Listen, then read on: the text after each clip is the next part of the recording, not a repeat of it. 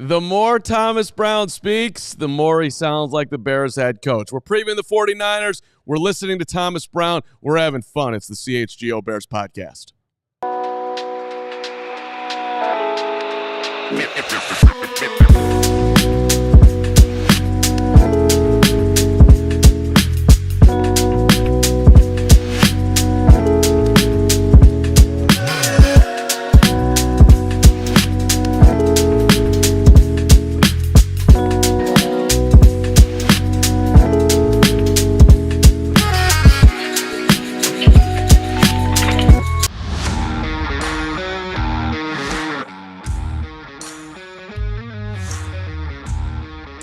Welcome into the CHGO Bears Podcast, ranked number 23, baby. Jordan. Is it really? Jordan on Spotify of sports podcasts. And I don't want to pat ourselves on the back here because Lord knows those ratings go up and down and around. But the day when you get to be MJ, I know you want it to be Devin Hester, Nick, don't worry about it. I get it. Sure. But I, MJ, are you serious? Oh, my goodness. You just sneeze into the microphone, too. I think we just dropped Mario. I don't even think we're 23 anymore. I covered my hand. You know, seriously. Carmen's talking about how I mean, that was the worst moment in podcast. We were just talking. We're number 23, and now someone's gonna be driving home later, listening to this after the fact, and they're just gonna hear you sneeze into the microphone. I didn't know I wasn't allowed to sneeze. You're not. You can't. No, you're not. Control a sneeze. I they dropped just my happen. drink. I've never seen that done in the history of broadcasting. Congratulations. You have cut new ground. Thank you. We'll recover. Don't you worry. Hey, Adam Hoge's coming up at 1:15. We have just dropped to number 26. Luke, help us out, Luke. Luke, in all your years, have you ever seen a guy go full sneeze in front of a camera? I just sneezed. There's like dust or something. Edward Elric, is offended. Good.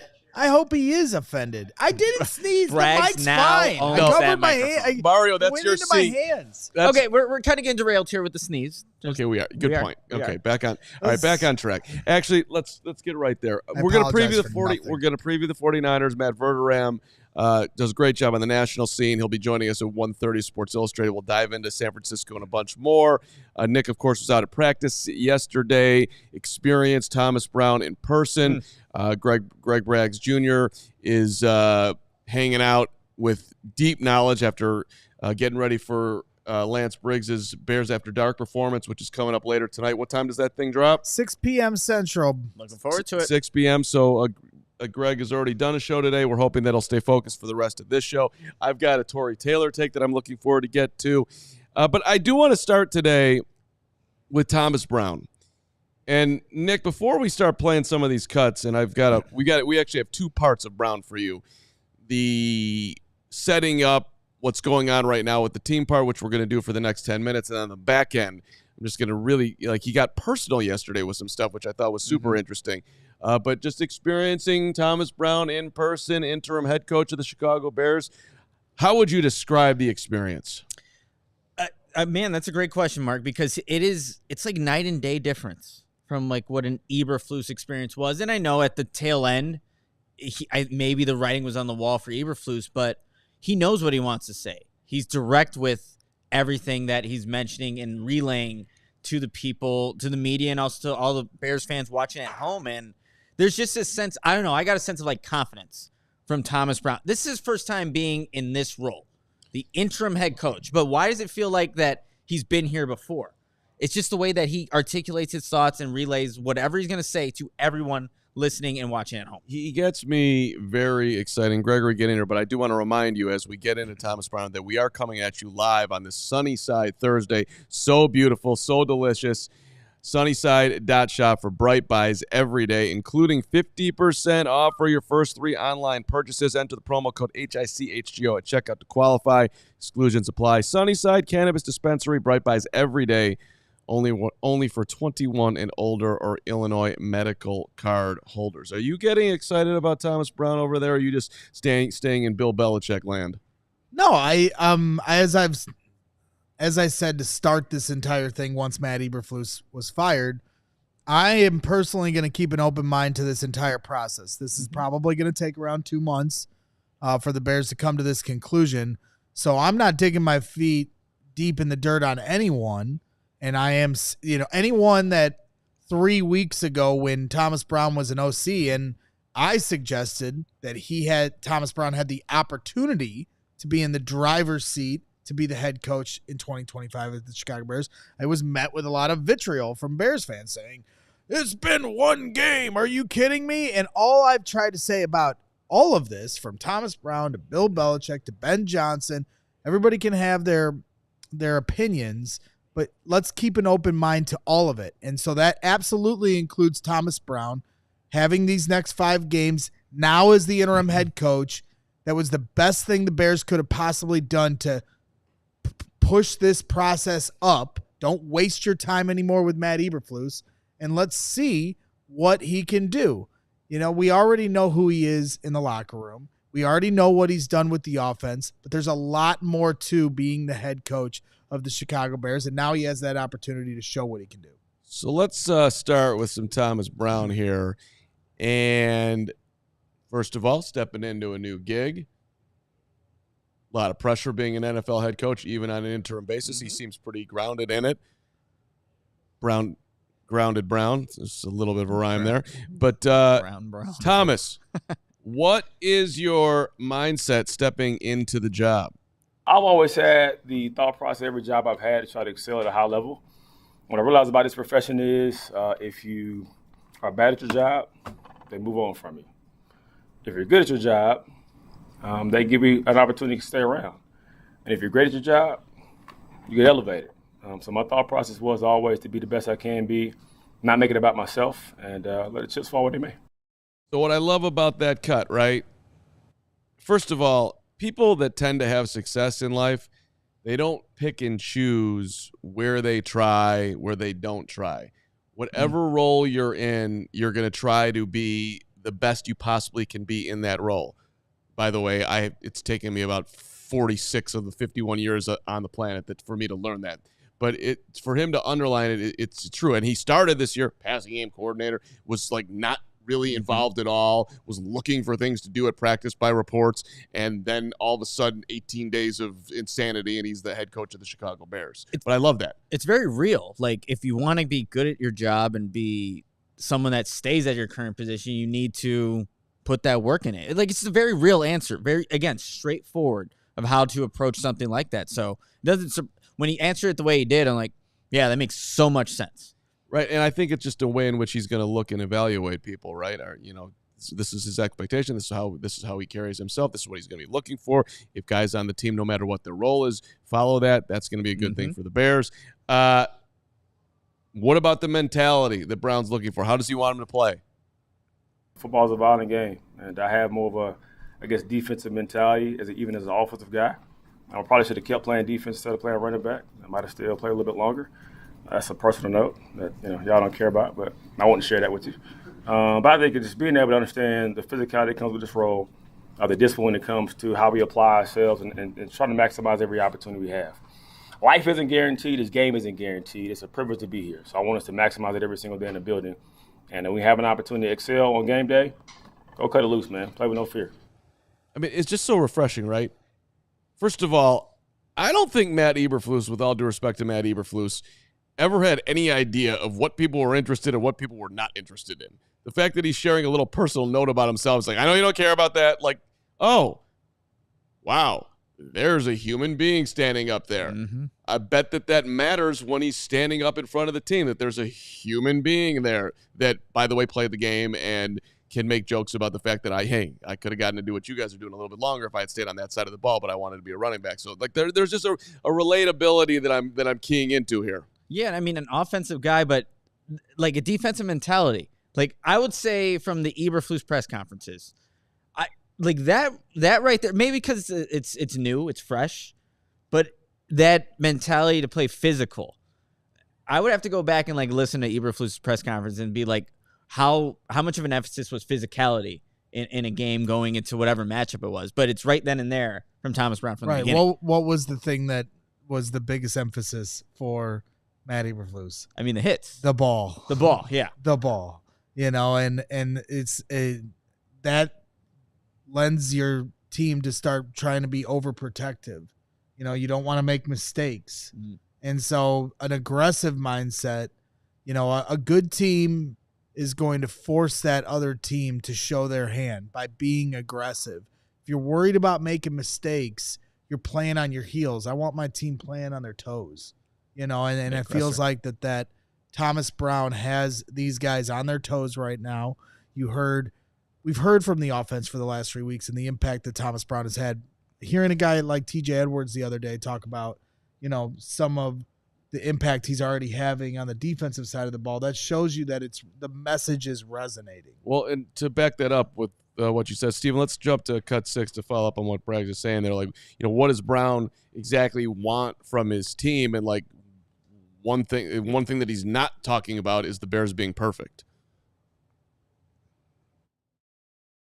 Football is a violent game, and I have more of a, defensive mentality even as an offensive guy. I probably should have kept playing defense instead of playing running back. I might have still played a little bit longer. That's a personal note that y'all don't care about, but I want to share that with you. So, sorry, we doubled up there. Here we go.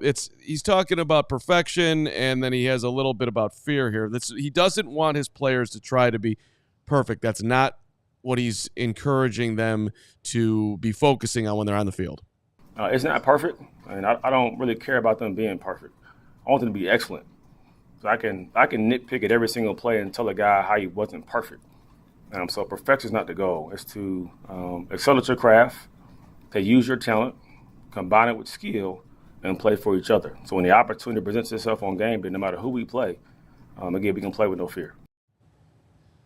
So I love that, right? Because you're never going to be perfect. But I'll quibble in my Thomas Brown love with the play with no fear. Like, I'm trying to project a air of confidence right now as we do this live podcast with however many people are watching right now. Hit the like button, by the way. Subscribe. We appreciate it. And thank you so much, by the way. I actually literally woke up today with a drop of emotion just thinking about all the fun we've had this year at different events, traveling around and the tailgates. It's just and the support that we've had. It's really been a blessing for all of us. So we thank you. But like, I've been doing this gig for a couple of. Yes, what are you gonna say? You were crying about thinking about having fun with me. Yeah. Okay. No, I don't know. I don't think you were a part of my thought process. You just said. No, I always cry when I think of you, Gregory. for better, for worse.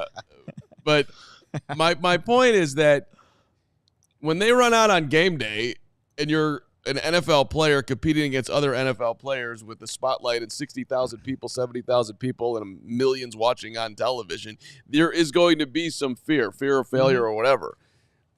So the whole concept of no fear, to me, it's more like you're racing towards the fear with some level of intention, excitement, whatever. I don't want to get too in the human growth world here, but so I would quibble with that. But I love the fact that he's like, I don't care if you're perfect, be excellent. You could still be excellent. You don't need to be perfect. Well, I wonder, play with no fear. I feel like when you play with no fear, you don't play fast.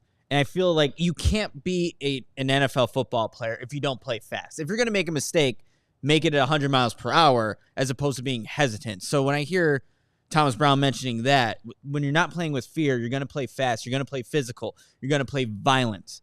And that's what I think he's also trying to put that message into these players for these last 5 games. Exactly. That's why I had no fear when I had to sneeze earlier. You just did it. I just let it rip. I wasn't going to think about protocol or etiquette or professionalism. People listening, I wasn't going to think about any of that. I wasn't going to think about the people in the chat. That's right. Or who's listening in podcasts. If I have to sneeze, I'm going to sneeze with no fear. You have a freedom now that you didn't have under Matt Eberflus. Right. It's the Thomas showing. Brown effect. That's big. And look, bottom line, and we'll get back to Thomas and Hoge coming up here in a couple of minutes, but this dude is relatable. He's interesting. He's going to grab your attention. He also talked about in one of the cuts we didn't play about look, he's trying to value their time. Boom, boom, get in, get out. Mm-hmm. And that's what these guys want. They don't want to sit there and go through meaningless meetings all day long when they're under the pressure of performing on the NFL stage and trying to win games and keeping their body healthy and doing family life and the 7 zillion things that they have. They don't need a coach doing things that is not just directed on exactly what the players need right now to be successful. We'll get to Hoge in a second. Shout out Thomas Brown. But first,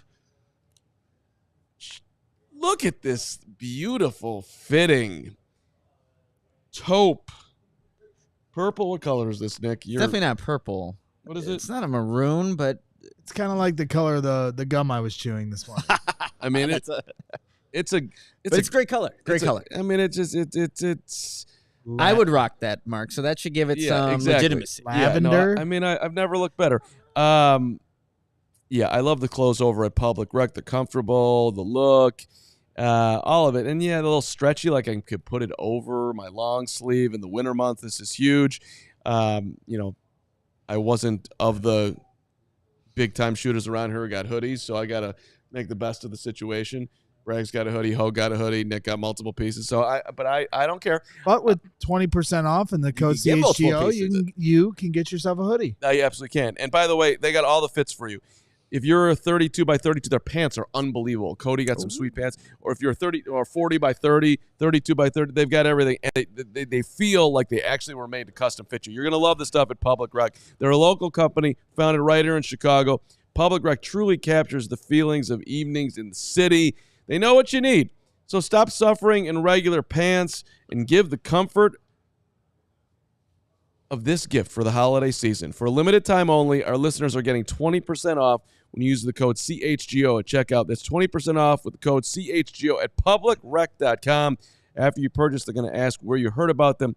Please support our show and tell them we sent you. Give yourself or someone you love the gift of comfort this holiday. That's right. And somebody that's been supporting our show for a long time is our guys over at Circa Sports. Make sure you're hitting up the Circa Sports book. Whether it's pro or college, the app to bet football is Circa Sports Illinois. Circa Sports, it's sports betting the way it should be. Circa Sports Illinois has high betting limits, low holds, and exceptional customer service. Bet on all your favorite teams in every game this season. Spreads, props, futures, or in-game, Circa Sports has it. Fun and bet like a pro from anywhere, anytime in Illinois. Download your new bookie today at circasports.com. Must be 21 or older. Gambling problem? Call 1-800-GAMBLER. I think you might be on the wrong show. There's no way. I think there's a way. You went in there without fear, and now yes. It's okay. Don't worry about it. We'll Shout out to our guys over at Circa Sports. we do love And our then- friends at Yes, of Circus course. Sports. After you bet Circa Sports, you can We'll put deal a with money that. We'll do line that. on We'll deal with that later. whether or not Nope. I No, jump it's- off this balcony later. Do it without fear. As long as you do it without fear, it's all fine. This is not okay, Gregory. Let's go out to Halas Hall, where our guy Adam Hoge is ready to rock and roll. Of course, the Bears have moved their press conference times around, so Hoge has been able to see practice, which he can't technically talk about, but there's a zillion things that he can talk about, and we'll do a little extra reaction in our diehard Discord overtime, giving you some extra value later today. But Hoge, we played a ton of Thomas Brown to start the show, so why don't we start there? Clearly, right, winning press conferences. I thought he won yesterday's press conference. I mean, it's hard not to really like literally everything that's coming out of this guy's mouth. Yeah. Hey guys. It's tough right now because this guy's certainly winning the press conferences. He's been coach of the team for 0 games, at least head coach. So, guys, it's all great. I don't think it was a high bar to clear to have some impressive press conferences to start. And I do think we're maybe getting carried away a little bit because he offered up that he's on the Greg Bragg's diet and having success with it. I just think that, guys, there was a time where a coach by the name of Matt Nagy got here and he was affable and would share stories and laugh a lot. And everybody, thought he was great and connected to the players. And by the way, all of that was true.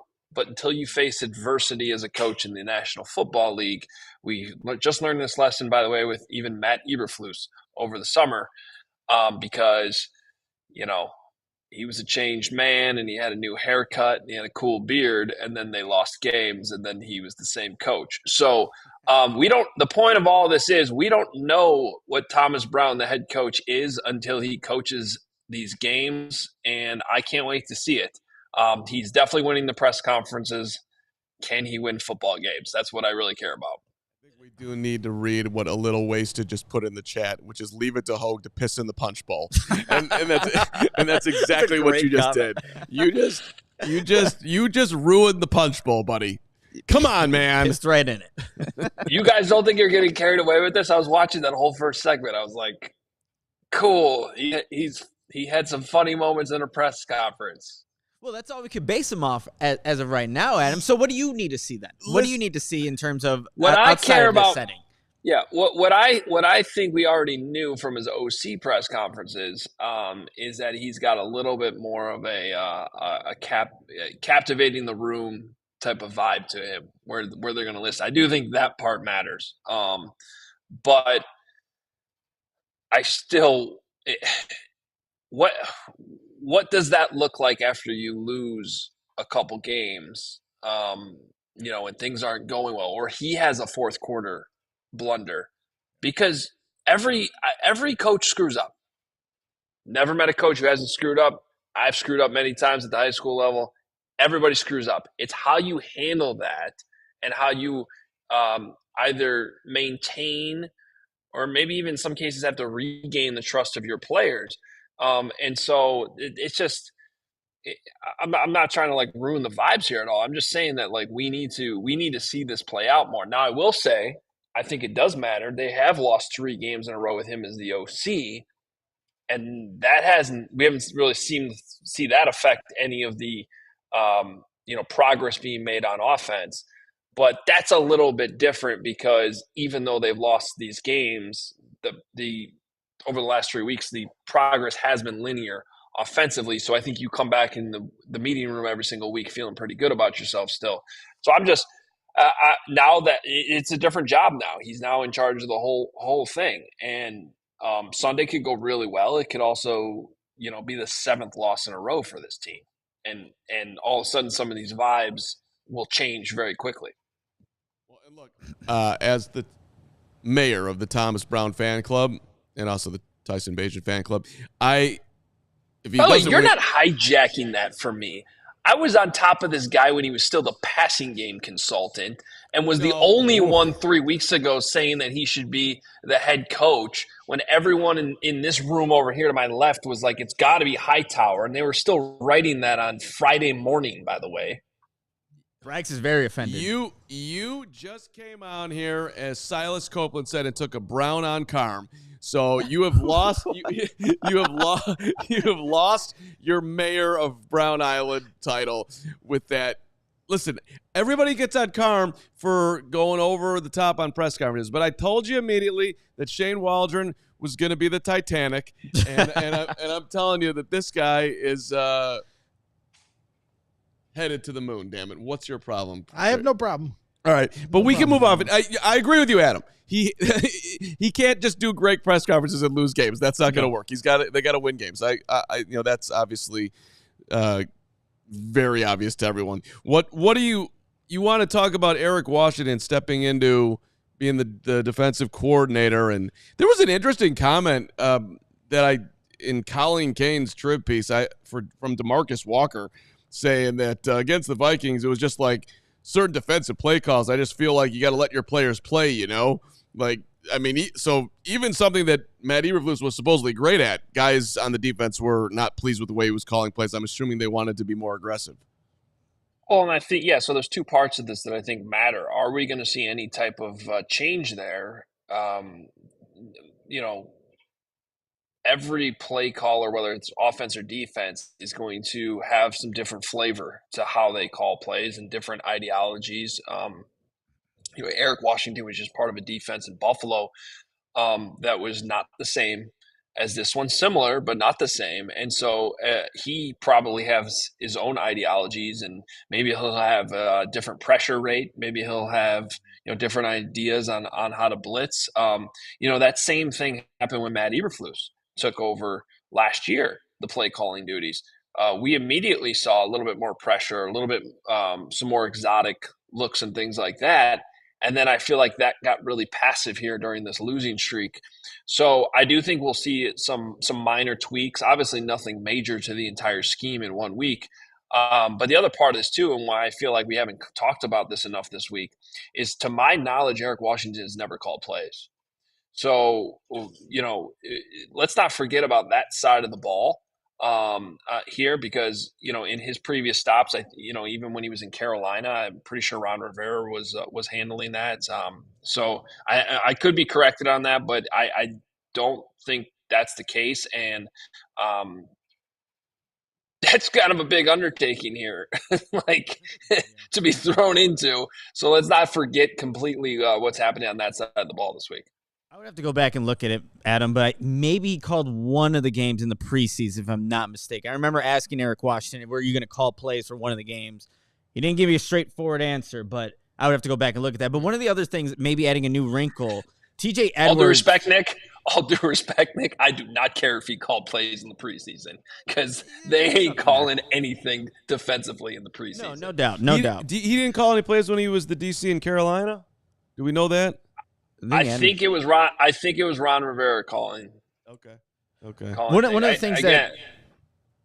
things that TJ Edwards told us about Eric Washington, Adam, he said that he understands the game. He understands that defense is played by all 11. So when you talk about maybe those different pressure rates, look, Eberflus is a big 4-is-1 type of guy. You're not going to bring a lot of different pressures from maybe your nickel corner. We've seen it at times with Kyler Gordon, but at this back end of the stretch, we just didn't see other guys blitzing the quarterback as much. I wonder with Eric Washington believing that it takes all 11 to play defense, or if we're going to see a little bit more of that. So it is another underlying thing. Yes, Thomas Brown, head coach, but Eric Washington, the defensive play caller for a lot of these guys, it's still going to be very prevalent for these final 5 games. Yeah, and that's why I think that's going to be just interesting to watch from a wrinkle standpoint. But getting to the other side of it too, with him having to call the defense this week, you're going up against Kyle Shanahan, and I don't really care what's going on there right now with the 49ers in terms of injuries and just their general vibe. That dude can still call a good game plan, and so on that side of the ball, I mean, it would be hard to make an argument to me that just based on the play callers in that matchup that you would say that the Bears would have the advantage. I mean, that would be a hard argument to make. Right. So looking at the offensive side of the ball for the Bears and Chris Beatty becoming the new offensive coordinator, I've said it tongue in cheek a few times during the week just because I find it crazy to say because it is factual, but he's now the 3rd offensive coordinator for Caleb Williams in 12 games as a Chicago Bear. So we're not off to a great start with that number because I can remember how many offensive coordinators and play callers Jay Cutler went through. We all understand Thomas Brown is the play caller, but what do you think? What kind of impact will he have? Have we got any clarification? Because that was the one thing I was wondering on Monday. Have we got any clarification on who will be the eye in the sky for Thomas Brown? Because Thomas Brown was up in the booth. Now he comes down to the field. Is there somebody like Chris Beatty or somebody that'll be up there, to be able to oversee everything from up top? Yeah, like Carm said off the top, we haven't had a chance to talk to these guys yet today. So we don't have that clarification. I do know that Chris Beatty was on the field though before, so I don't know if that's going to be a switch this week or if he'll go upstairs. But somebody is obviously going to have to be that person. And typically when you have your head coach calling plays on the field, your OC is upstairs. And that's kind of – I would be surprised if that change isn't made, but that also does affect a lot of things because you're talking about a guy who's been on the sidelines coaching up the wide receivers not being down there anymore. Then somebody has to take that responsibility. And that could be a significant change for the wide receivers that are used to being able to go straight to Chris Beatty in the middle of the game. And now it's going to be a different voice. So these are all things that can affect what happens on Sunday in some ways. But they obviously will have a plan to address this one way or the other. And we'll see if we can get a little bit more information later today. So, Hoge, I want to go full circle for you on the way out here because, the 49ers, Christian McCaffrey, pretty much done for the season on IR. I suppose there's a chance that the 49ers miraculously make the playoffs that he'll be able to play, but that's obviously a pipe dream at this point. Jordan Mason's out. Their running back this week, Isaac Guerendo. You know who he is, Nick? I mean, I know the name, but what do I need to know about him? Well, you have any idea what year he's in? No. Hoge, do you know? He's a rookie. Right. Okay. You know Would you like me just to do this since I know who he is, or are you going to read his Wikipedia? No. I'm just curious. got ESPN. Do you know what round he was picked in? Oh. I want to say the fourth. Fourth round is correct. Yeah. Do you know what overall pick he was? No, I do not remember the specific number overall pick. 129. You know that he's averaging 6 yards a carry? So was he drafted over Tory Taylor? Is that your Tory point? Taylor was 122. You asked me who I wanted the Bears to draft, and considering they just picked up some dude who I never heard of off the practice squad yesterday that sucks, I want him to draft Isaac Guerendo, the dude that's going to blaze through the line and pick up 6 yards a carry. That was picked 7 picks after the middle of the road punter. Thank you. Well, first of all, I'd like to congratulate you. It only took 8 months for you to finally answer that question. I had to let finally things found your guy. You found your guy. It's Isaac Guerendo. You couldn't come up with an answer to that question for a long time, but we got him now. Yeah, former running back at Wisconsin, speedster, good returner. He transferred to Louisville. They did a better job of using him there, and he tested off the charts in the combine. So he's kind of a one-trick pony in my mind, but that one trick's pretty good, and the Bears will have to contain him. Guerendo, I knew he was out there. I miss you. Have a great day at Halas Hall. Bye, guys. Enjoy the rest of this show. Isaac Guerendo Hoge, thank you very much for joining us on your own show. Oh, God, that's fun. All right. Before we talk to Matt Verderame, who damn well knew that the Bears should have drafted Isaac Guerendo over Tory Taylor, too. But first, I want to give another shout out to our friends at Sunnyside. The best way to live your life is with Sunnyside. You know this, Greg, better than anybody. Sunnyside Cannabis Dispensary, your home for judgment-free cannabis shopping. 100-plus strains for just anything you possibly want, from the island vibes to the destination relaxation to the everything else they got over there, the Mindy's. Oh, delicious. If you're a pro, they got you covered. If you're a novice, they'll get you going as well. Sunnyside has expert guidance and brands that you're going to love. And, there's a ton of locations across the city: Wrigleyville, River North, suburbs, Champaign, South Beloit. Probably need to get one out in Rockford for our next guest who's coming up here, my guy Matt Verderame. Visit Sunnyside.shop for bright buys every day, including 50% off your first 3 online purchases. Enter the promo code HICHGO at checkout to qualify. Exclusions apply. Sunnyside Cannabis Dispensary. Bright buys every day, only for 21 or older or Illinois medical card holders. I don't know what you're smiling about over there, but it's bothering me. Well, yes, you've been bothering me my entire life, and that will never change. I want to give a shout out to our guys over at ComEd. Correct? Yeah, Yeah, that's we're right. good. We're good. That's what we're gonna do. Yeah. ComEd can help businesses save money by becoming more energy efficient. I didn't know ComEd did that, Greg. Yes, the energy efficiency program can help find up to 35% in energy savings. Wow. So what does a business have to do? Just sign up for a free facility assessment at comed.com/biz. So why aren't more businesses doing this? Maybe they forgot the website, and if they did, Maybe is it comed.com/biz, comed.com/biz? that's right, comed.com/biz. That should do it. Make sure you're hitting those guys up. And of course, terms and conditions apply. Offers are subject to change. Actual savings will vary by customers' energy usage and rate. The ComEd Energy Efficiency Program is funded in compliance with state law. All right. Nobody knows more about the NFL than our guy who's going to help us preview the 49ers and look around the league. Is Matt Verderame from Sports Illustrated. We used to work together back in the day at Fansided. I guess the three of us could say that in some way, shape, or form, Nick, in a weird way. Yeah, And in a weird way. That's a true statement. Matt Verderame joining the CHGO Bears podcast once again. Verderame, good to see you. How you doing, Carl? What's happening?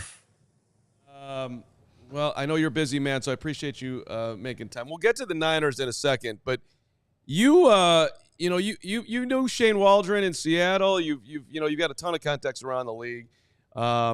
I'm just curious because we haven't had a chance to catch up here. Like, this going as south as it went for the Bears, are you completely surprised that this is where it ended up? I mean, 9 games in, the Bears, obviously the whole thing's gone south. I mean, Eberflus gone, but that part of it, did it shock you? Yeah, it did. I remember seeing the Bears in camp and thinking, like, okay, the offensive line is a question and a big one, and they got to figure that out, and they didn't. But I felt like offensively they had a pretty good idea of what they wanted to do. It had a good identity. I thought it was going to be a pretty balanced attack. Talking to people around the team, they really liked the running backs, 3 deep. They felt like they could throw the ball inside, outside, that Williams was going to unlock all that for them. And for a variety of reasons, and a lot of it leads back to that offensive line. They never could. They never got going. Waldron, I thought would be a good fit in terms of he's a veteran offensive coordinator, a guy with experience. And it just never clicked. They never were able to find the right balance, to get on the right page. I don't blame the Bears for making the move they made. And then, of course, Eberflus a couple weeks later because Eberflus couldn't tell time. Look, at some point, it was going to happen. It was going to happen. If they don't win this week, I mean, you look at the Bears' schedule, they might not win another game. So it's probably time to break through and get one. But yeah, it's been a disaster. There's no question. I mean, completely different vibes from when we were back at training camp watching this team and seeing what they could potentially be. But Matt, obviously they're going to be looking for a new head coach. The Bears, Thomas Brown, obviously has a 5-game trial period per se, but is there anybody that comes to mind that this would be a good pairing with Caleb Williams and what this Bears roster has going right now? So over at SI, Connor Orr, who's a good friend of mine and obviously a colleague, he did a piece, must come out maybe 2-3 weeks ago, where he talked to dozens and dozens and dozens of people in the league and basically laid out in about 6,000 words who are the best candidates, where they might go, what's the talk around the league. And the talk around the league, based on the Bears, was Ben Johnson. That a lot of people in the league feel like Ben Johnson wants to be with the Bears.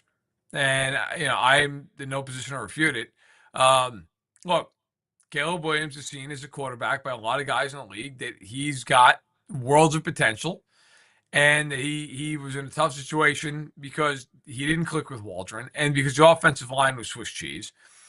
And so I think there are a lot of people who feel like Ben Johnson is that guy. Now, Johnson's been a guy who a lot of people thought was going to leave Detroit the last 2 years, and he hadn't left.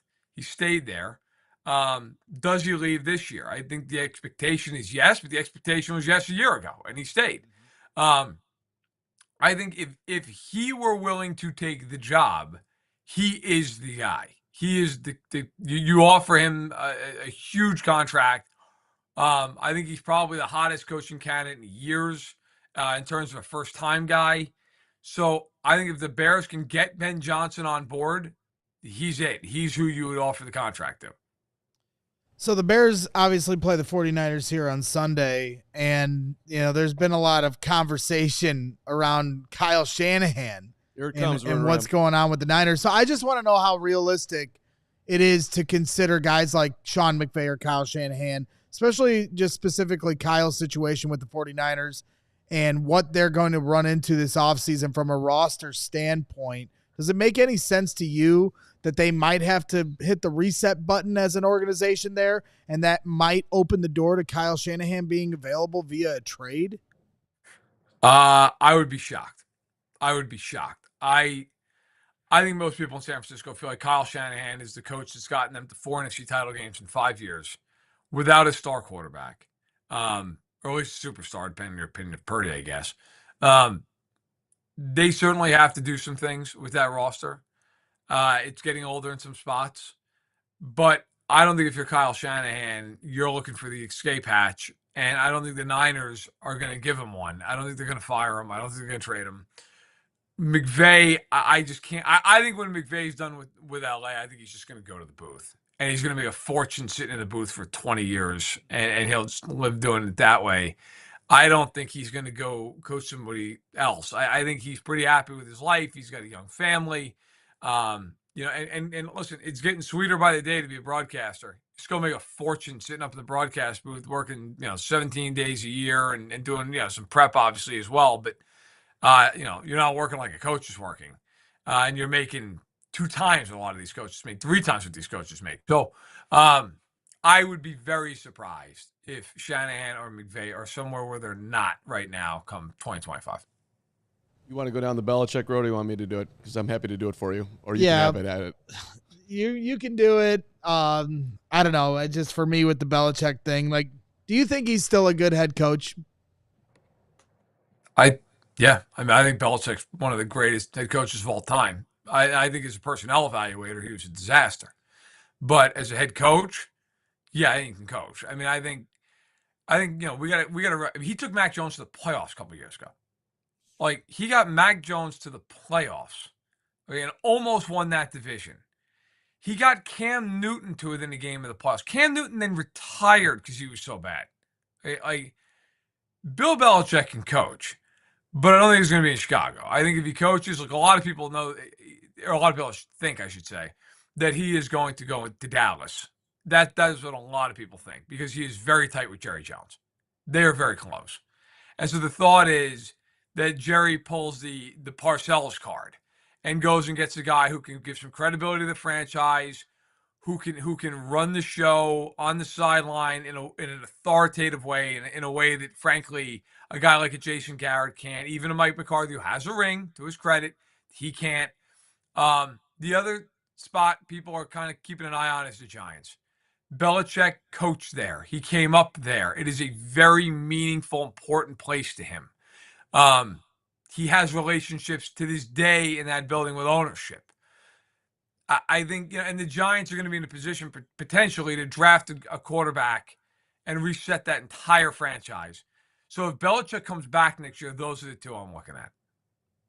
What do you think Belichick's going to get per year? What does that look like? Because somebody said yesterday, I forget who it was, I don't know if you guys remember, $25 million.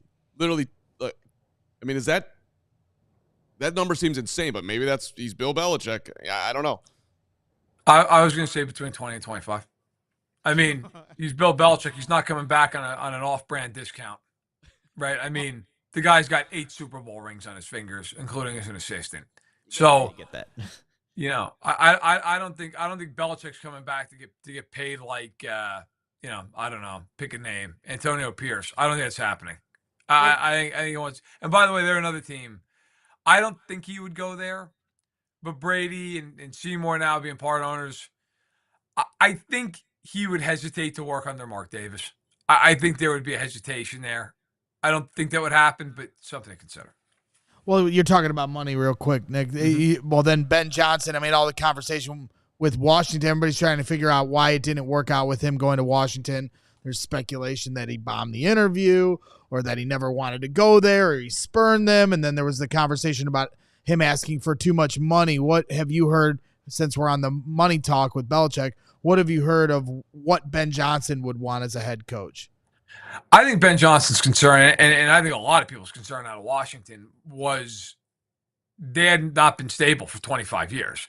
And if you're going to go there and take on that organization, you're taking a massive leap of faith. Like, it's worked out to this point because they look like they got the Jaden Daniels pick right, and Dan Quinn was willing to head over there. And I think you had it, at that point, look, Harris took over the team, and Harris is an owner who he owns the 76ers, he owns the New Jersey Devils. Like, the guy, he knows what he's doing. But I still think there was a leap of faith there that maybe Ben Johnson wasn't willing to take. I think what Johnson wants now is wants a quarterback in place. I think he feels like, I don't want to speak for him, but I think a lot of people feel like the Bears have that guy. You want ownership that you feel like will back you and give you time.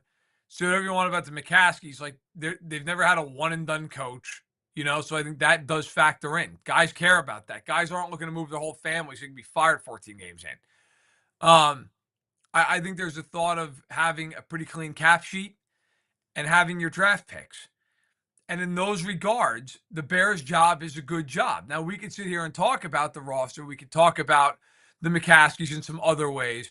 But in those regards, I think if you're looking at the Bears, you're going, okay, not a ton of bloated contracts, not a contract with a quarterback where you're paying him $60 million, a quarterback, though, that you think can be pretty good, and Johnson knows the division. So I think all those things do factor in as positives for him. Matt Verderame, I guarantee everyone's enjoying this interview. Nobody knows the NFL. I worked with Verderame for 7 years. I don't think there was a day in the 7 years that he wasn't sitting at his desk watching 1983 Raiders tape or the 70s Dolphins, or perhaps he would just, pop in a Ed O'Bradovich or the 85 Bears. You got a piece out at SI about the Bengals perhaps should consider trading Jamar Chase, which, it's sort of in a Tyreek Hill type of thing, which is a super interesting piece. How did you get to that point, Verderame, where that popped in your head? I was actually sitting in the Palmer House down in Chicago, and I had some downtime, and I was sitting there thinking about just different things and different stories I wanted to write, and I started thinking about the Bengals, and I said, you know what, I don't know why they wouldn't at least consider doing something like that. Look, I get Jamar Chase is an incredible player. He's leading the league in receiving yardage and receiving touchdowns. I understand all that. At the same point, he's having an incredible year. Burrow's having an MVP year. They're 4-8. Like, are they really going to have a better year out of those guys ever combined than they're having right now? And they have 4 wins. And they're completely dead on arrival, and we're not even 2 weeks into December.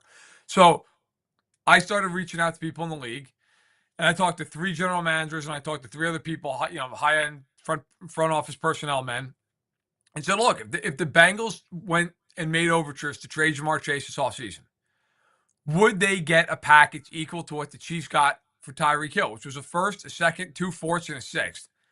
And I was told by 5 of those 6 people unequivocally, yes, and they'd probably get more. So I said, all right, well, if you're the Bengals and let's say you can get 4 top 100 picks. Let's say it looks like a first, 2/3, or first, 2 seconds, and a third. Like, if I'm the Bengals, with all the roster holes that team has, I'm seriously considering it. And then that doesn't even speak to the fact that the Bengals do not have cash on hand. And you're going to have to pay him a market-setting contract. He's going to get more than Justin Jefferson. It's going to happen. So you're going to pay that guy $110 million guaranteed? Because for anyone who's out there who's watching or listening who doesn't understand this, like, when you pay a contract out in the NFL, the guaranteed portion has to go in escrow at the time of signing. It is immediate. So that means if they sign a contract like that, Mike Brown has to have $110 million on hand to put into escrow. And for everyone out there who says, well, they have the cap space, it's not about cap space. It's about cash on hand. They're 2 totally different things. I remember talking to people in the league when they were trying to sign Burrow. And this, to my knowledge, never came to fruition, but it was an interesting thought. I had an agent say to me, very seriously, that he thought the Bengals were going to have to take out a bank loan to get the money to pay Burrow. Okay, so to give Chase a quarterback contract, I'm not saying they can't do it or they won't do it. It's the most likely outcome. But if they do that, then Bengals fans should understand that is probably, like, that's it. They're not going to then go out and turn around and spend $90 million guaranteed on a bunch of other guys. That's just not going to happen. They don't have the cash to do that. So I think if you're the Bengals, you're looking at this team again, but now without Higgins, maybe without Hendrickson. And, okay, you've got a draft class. Well, you better nail them all, because that defense, I've watched every snap of Bengals football this year. That defense is atrocious. You're not fixing that by drafting 2 guys who are going to start. Like, you need major, high-impact guys. And then, so I felt like that. And after talking to people in the league who thought they could get more for Chase than she's got for Hill, I said, well, that makes a lot of sense then to maybe move off of him. Stick right there for just 1 second. Appreciate your time. Shout out to our friends, but first here real fast. Game Time Picks. We love you. Game Time is a new feature. It's called Game Time Picks. You get tickets to see your favorite team even easier. I was using it yesterday, thinking about going to see the Blackhawks and the Winnipeg Jets on Saturday. You do the all-in feature because you don't even want to see the fees. It makes you nauseous. Game Time takes that out of there. You just right there. This is what it's worth. This is what it costs. This is where you're sitting. You can see the row. It's sweet. So you get the seat views, lowest price guarantee, game time ticket coverage, all in pricing. It's the best place to go. Take the guesswork out of buying tickets with Game Time Picks. Download the Game Time app, create an account, use the code CHGO for $20 off your first purchase. Terms apply. Again, create an account, use that code CHGO, $20 off, and download Game Time today. What time is it? Game time. All right. Verderame, first of all, the Matt Verderame Show, it's available on Patreon, covering it, Sports Illustrated. Verderame has spent his life rooting for the Kansas City Chiefs. He's also a big-time professional at the same time here. So, you guys are winning games over there in Kansas City, but it's been a lot wonky. Are they your Super Bowl favorite? Who was the Super Bowl favorite in your mind? Yeah, I mean, beat them. Yeah, until they lose a game, it matters. Yeah, I mean, it's how I felt about New England for 20 years. Like, I don't care that they almost lost games in October. They're 11-1. They're getting healthier. They're going to be the 1 or the 2 seed. If they're the 1 seed, they're going to draw somebody like Houston in the divisional round, who I don't think can beat them in a playoff game. And then they're going to welcome in Buffalo in all likelihood. And Buffalo has never beaten them in a meaningful game, ever. And I think Buffalo's fantastic. But I think in the end, like, you got to actually win that game. They got to show me they can do it. And if the Chiefs have to go to Buffalo, they don't care. They did it last year. They went there last year and had 9 yards per play and lit Buffalo up like a Christmas tree, and moved on. And I kind of look at it and say, it's not been perfect, but I'll tell you right now, as someone who does watch them every single week, it's a hell of a lot better than it was last year. That team was a tire fire last year. I didn't think there was any way they could possibly win the Super Bowl. And they went on the road and beat Buffalo and Baltimore and then beat the Niners. Like, I guess my point is, at some point, you got to kill the king. If you want to beat him, you got to actually do it. And you've got to, in all likelihood, you've got to stare down Mahomes in the fourth quarter of an AFC Championship game, probably in their building, and say, okay, we can stop you. Okay. Now, until somebody does it, I will pick them. I think it's them. I think the 4 best teams are Kansas City, Buffalo, Philly, and Detroit. I think it's those 4 teams on Championship Sunday. And I think anybody could advance out of that. But yes, I would take the Chiefs until proven otherwise. Well, the Bears have a long way before they get into that discussion. Next year. Caleb versus Mahomes. They're not mathematically out of it this year. Yeah, good point, Greg. They're not. But, Matt, as you're kind of watching these final 5 games for the Bears, obviously Caleb Williams is going to be the focus. But is there anything else that kind of comes to mind? What do Bears fans need to be watching these final 5 games? I think it mostly is Williams. I mean, I think that's really what. I mean, sure. Look, some of the other young guys, right? I mean, some developmental guys maybe that are trying to take a step. Maybe some first, second year guys who are getting bigger snap counts as the year goes on. But I mean, the guy. I think it is Caleb. I mean, you're really, if he exits the year playing really well, there's hope for next year. And there's hope that, and it's going to help them get a better head coach. And if he doesn't play well and they finish 4-13 or 5-12, I think you come out of it with a lot different feeling. So at the risk of being really simple on it, yeah, I think it's Caleb. That's what matters right now. Have you talked to anybody around the league about Thomas Brown yet, Verderame? Oh, no is an okay answer, obviously, if you haven't, but I'm curious if you have. No, to be honest with you, no. I think most teams are not going to hire an interim guy. They're just not. And I think the Raiders did it, and they're probably going to fire their interim guy. So I with all due respect, nothing against Thomas Brown. Most teams don't hire their interim guy. Until Thomas Brown came along and then what if he goes somehow 5-0? Saved the Bears. Hey, Verderame. If he goes 5-0, sure. I would be floored if he goes 5-0, but if he does it, God bless him. Then he deserves a job. Verderame, great stuff as always, brother. So appreciate having you on, man. Thanks for making time. I know it's a busy day over there. You got it. Off to pick up my daughter from school. Thanks, guys. Take care. All right. Matt Verderame out in Rockford on the CHGO Bears podcast. Mm-hmm. You could just throw any NFL topic, and Matt Verderame has something for you. That's what makes He's it fun great. to talk ball with, no doubt. Dude knows his stuff. Hey, Gregory, I pulled a Thomas Brown cut just for you. I'm excited for it. All right. Steven, do you know which one it is? I know which one it is. I think I have a feeling. Let's see if Steven knows me as well as we all as I think he does. This is Thomas Brown about. I got it. Yeah, here it comes. About him sneezing. I was trying to go on a weight loss journey, about 20 days ago. And I couldn't lose weight at all. I was about 225 the morning of the announcement of being the OC. This morning I was 203. So it's not what you asked me, but that changed significantly as far as, my life.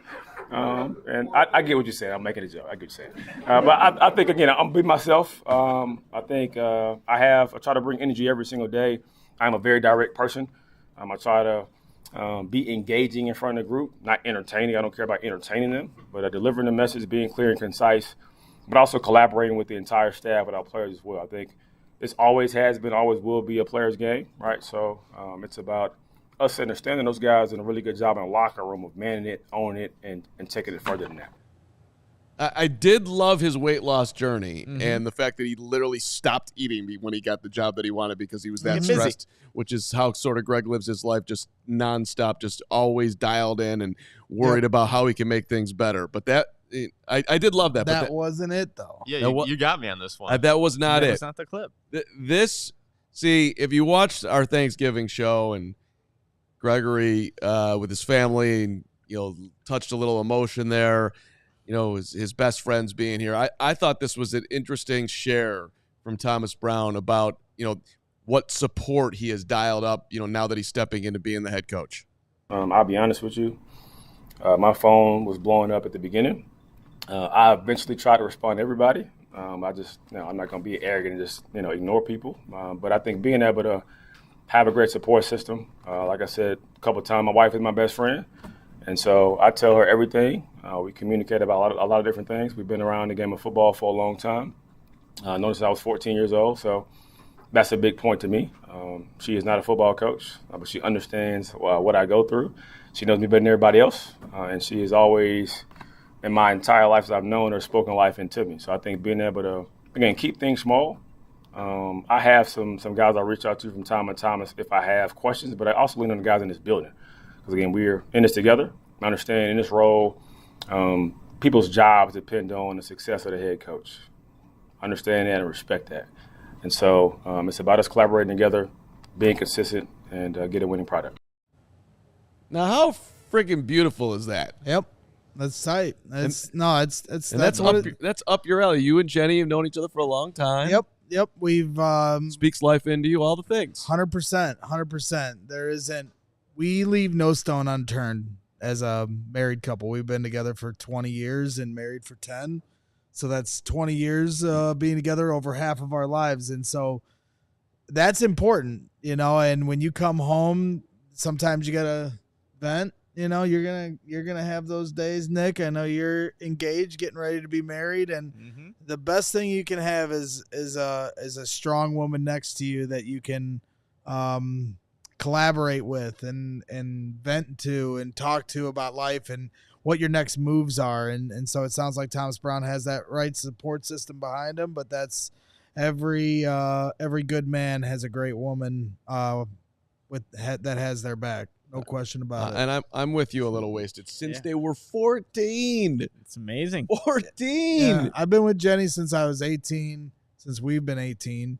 And but we've known each other since we were in kindergarten. Wow. So we were mortal enemies until about freshman year of high school. Then she started showing up at my parties. So through good parties. Yeah, through the parties. She thought she was cool. That's why I love the show, though. Like, we could literally have a Carm go on whatever tangent. You can yell into the microphone, but then you can get real, or sneeze, and then you get real about stuff like this. Yeah, like, we have it all here at CHGO 100%. Bears. I mean, every day, even as a bricklayer, when I get home, I get in the shower, and that's like my favorite time to, like, Jenny, we talk. Like, that's where. While you're in the shower? Sometimes, yeah. She just sits next door and she takes the shower. We don't need to know about that. Hey, guys, by the way. And that's where the deepest conversations are had. That's adorable. 100%. Hey, I want to hear more, but I just want to remind everybody as we get to the top of the hour, those watching on Samsung TV and everywhere else, that become a diehard. Mm-hmm. We greatly thank everybody who did it all this week. The $36 deal was phenomenal, and we got a ton of support around it, and we greatly appreciate it. Discount on your merchandise, access to our Discord. We're going to practice, by the way, is over. We got a little stuff coming up on that we can talk about. Maybe we'll jump in the Discord today, hang out for a little while, and discount on all our events. But yeah, so thank you to everybody watching, and become a diehard at allchgo.com. In the shower, huh? You after this show? Yeah. How often do you that's what think? married couples do. Yeah. So it Saves water. Yeah, it does. It saves water. I mean, that's she's not in the shower. Right. I'm just saying, Actually, we're might talking. not save water. She might be in the- like Yeah, doing honestly, yeah, something, yeah. Getting something ready or whatever, and we talk, So, yeah, we've had some pretty deep conversations, and I'm sure Thomas Brown. I'm sure going from offensive, what happened with the Panthers and that meltdown, that was probably a very humbling time for him in his career. Then he comes here, he doesn't get the OC job. He's the passing game coordinator. They're all looking at Waldron with a side eye, and he probably has to go home and vent to his wife about things he didn't agree with. You're hearing that Caleb Williams and him barely talked until, so I'm sure he was venting to his wife like, man, I want to get in here. I want to make an impact. And so now he gets to have that opportunity. So, yeah, I mean, that's important to have somebody that you talk to about those things. Well, I mean, look, it's just in the NFL, there's only so many people that you can talk to about with this specific job. And the one person that you can who's going to not going to judge you is your significant other. So it's like for Thomas Brown, you need to have that support system. And looks like he has a good one in place. And he's got 5 games here to really see what he can do as the interim head coach. I think your favorite chat just came in here from our friend Pizzatola, who says, I'd rather listen to Bragg sneeze the whole show than listen to Carb say anything for 5 minutes. I used to be one of those where I'd sneeze 10 times in a row. Yeah, how'd you only do that? got one there. Huh? Well, once you go, I thought you would have to walk off No, the it's set. just one. I'm good. Yeah, okay. Good. One and done. Hey, we can get some super chats in here. Reminder that it's a later game on there Sunday, 3:25. Of course, Nick The will be- Lions and Packers tonight. I That's know, gonna be a I good know. one. You got a rooting interest in that one there? No. Everybody gets killed? Yeah, I mean, no. Oh, when you mention it now. I don't know. I hate the Packers so much. So maybe the Lions steamrolling them. I don't know. It's a tough one. It'll be a good one. Tie Be day- a good game. Yeah. It'll be a good game. Very good. Tie day, $20. I think you guys need to withhold any sort of Ryan Poles lost his power talk until this offseason. We have Caleb Williams, an attractive roster, 3 early draft picks, and a good amount of cap to go make a splash, all because of Ryan. Ryan Poles is going nowhere, Ty. We know this. Yeah, and he does have all those assets. So let's see what he can do with them in this upcoming draft free agency after the season plays out. We also know that Kevin Warren spent a lot of time in front of that microphone earlier Sure on did. Monday. So Sure did. just does feel a little bit different. That's where that conversation was coming from. Jack Hansen, $5. If the Bears somehow work out a trade for McVay, is it possible Thomas Brown is retained as offensive coordinator considering their connection? A lot of people worried about losing Thomas Brown, which was kind of similar to a lot of people were worried about losing Luke Getsy. But to answer your question, I don't think in that scenario that Thomas Brown would be staying as the offensive coordinator. I don't know if he doesn't stay for that scenario, then he probably wouldn't stay for any scenario. If one head coach would be coming in and him being retained as the offensive coordinator. So if it doesn't work there, yeah, I doubt it works anywhere else. Ryan Bearware. Happy belated Nick. We did not properly celebrate you. That's okay. No, I heard you guys at the end there. You guys, We did, but I got it. Oh. Happy belated, Nick. So we have you. You're now 30 years old. Yeah. And I went to the Photoshop lab, and I was able to. You got some George Clooney going on here. You're gonna be all right Oh, at my. age 70 here now. Looks Wow. like my jaw's a little bit more defined, and Forehead's got some wrinkles there. we got a full head of grays. I mean, I'm seeing Nick Carm right there, not Nick Clooney. We've definitely got comments like that before, Carm. But I could go appreciate back and look at pictures where my hair was as dark as your hair. that'd be a long time ago.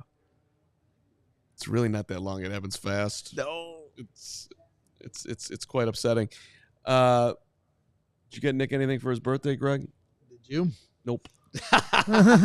Sure didn't. You guys are my gift on this show. There you go. We That's should have right. done something, but we didn't, and that's just a Here. know. It's a bet. Oh my It's a God. bet. Oh my God. Like, Thank For you. me. Do you Have that brick hit Carm over the head with perhaps it. have him? Perhaps I've have always him. wanted to break. Oh, there's going to be a good shower conversation today with Jenny about Carm. It's coming. All right. Sudbury Bob. You related to Howard Sudbury? Braggs, love you, but Belichick would be catastrophic. Would be a catastrophic hire. He'll be 73 at the start of next season. He's consistently missed in the draft during the later Pats years. Also hasn't expressed much enthusiasm about Caleb. No thanks. Greg, your thoughts? I've said all I need to say about Bill Belichick and the great head coach that he is. Said and done. Take that, Sudbury Bob. So Appreciate you, Sudbury. I respectfully disagree. Michael Rudzina, 1999. The Bears are a toxic organization. The next hire is about power dynamics. You can't hire someone who will kiss the ring. Can't kiss Poles or Warren's ring. McCaskey can't kiss a ring you don't have. We need successful experience with the Bear Claw. Rudzina coming hard. Is that so? I mean, when you're looking at some of these head coaches, they need to absolutely have head coaching experience because what if the Bears go get Ben Johnson? Are you still feeling the same way about the trajectory of the organization to get a guy like that who's obviously never been a head coach? I don't know. I mean, listen, My gift. It's also getting awful close to me. Like you might take Greg's advice. Rudzina, love you, but you know, anybody who works anywhere, you got to kiss some level of ring. I mean, I at time kissed the Braggs ring because it feels like one of my bosses, like at least, you know. Not feels like. Oh, there it is. Am there it is. one of your bosses. Yeah, you are. No, there's no doubt. I do, but no, I'm all about love today. Samson Goudreau. Wow. You're still ringing from Braggs of Seas, two ducks. Craig Leach, $20. Sick Element of surprise. So gonna be peacefully driving, then boom. Come on. Craig Leach with the sick burn Hoge, which was, I believe, directed at me. Craig, appreciate you underlining that. Praven Balakrishnan. I think I came close there. Yeah, that was good. Hopefully. Braggs, Carm, Hoge, Nick, Woot, Brown, Briggs. Thank you for keeping it real. We'll be at the game this Sunday with my family, celebrating my birthday. Hey. Coach Thomas Brown's first win as a head coach. Meet up, Nick. Praven, let's make it happen. I know I have a history of maybe not making things happen when You have no I go out history of there. making it happen. I've have met up with a history of couple. big timing. There's I think one. Who was it? Bears on Kauai? Bears on Kauai. I still apologize for that. But we're gonna make this happen, Praven. Just hit me up. Just send me a DM on Twitter or Instagram, whatever. We'll make it happen. Praven, it's on you now. That's true. By the way, if you DM me, I'll coordinate here. I'll make sure. I'll put the pressure on Nick. Two things to mention on the way out. Hoge wanted me to bring this up. This is on his Twitter. Eric Washington says he called the defense during the preseason this year. So there you go, Nick. Win. He also called the defense in Carolina for most of the 2018 season before Ron Rivera took over those duties late in that season. Right. And the last thing is we got Alex Vlasic in studio coming up at 2:30 on Wow. CHGO Blackhawks. So Wow, make yeah. sure Yeah. if you're watching this, you stay tuned for that too. If you can ask Vlasic if I can get 4 tickets for the Winnipeg Jets on Saturday, that would be lovely. Sure that Greg or Mario or Jay or somebody's got connections over there. Or if Black guys just want to reach out to me directly, I'd love to, take in a hockey game. I'm begging, not above it. All right. Nick, great to be with you. Gregory, great to be with you. Thank you. This is fun. Game day is upon us. Bears After Dark at 6 o'clock tonight ahead of the Packers and the Lions. That's huh? right. That's right. Me and Lance Briggs go over a bunch of different stuff, catch up on the rest of the week, and look ahead to the 49ers. And also a new segment introduced, the 5 for 55. Ooh, that's Did the 55 come up with that, or did you come up with that? There was a collaborative effort. Collaborative effort? AKA Jake came up with it. Jake came up with it? Yeah, can't wait to see. No, that's why Jake gets paid the big Thanks. bucks, baby. And you just implement it like the star that you are. Execute. My coach called the play, and I executed it. Right. That's how it should be done. So tune in at 6 p.m. Central you'll be able to check that out. It was a really good show. All right, we look forward to that. And Steven, you're the man. He already knows that. Thanks, Kyle. Great job today. Great job by Hoge out at Halas. Blackhawks coming up. We are at Halas Hall tomorrow, poking around in the Discord, so come on in there if you're looking for some conversation. And, thank you, as always, for watching the CHGO Bears Podcast. We'll talk to you soon. We all silly like the mayor.